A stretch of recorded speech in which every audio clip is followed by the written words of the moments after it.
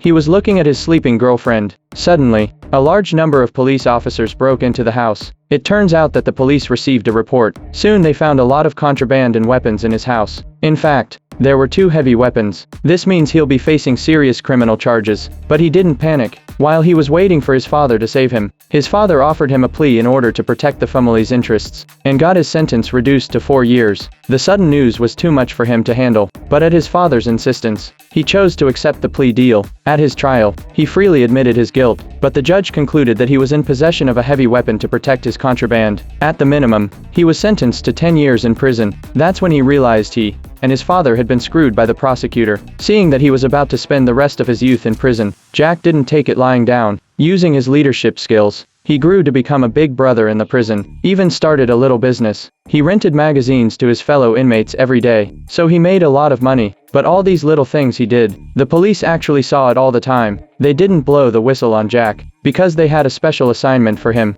Lisa wanted him to go undercover for the police, to get close to a serial killer at the maximum security filled prison, and get the murderer to tell her where the bodies are hidden. If successful, Jack would be released immediately. But Jack laughed. That prison is full of psychopathic killers and psychopaths. He turned the job down. Lisa just gave him the information. She told him to think about it. But that day, during visiting hours, his mother told Jack that his father couldn't visit him anymore because he'd had a stroke. If Jack spent 10 years in prison, he might never see his father again. So Jack's mind began to change. At night, he opened the file of the murderer, but what he didn't realize was that it made him break out in a cold sweat.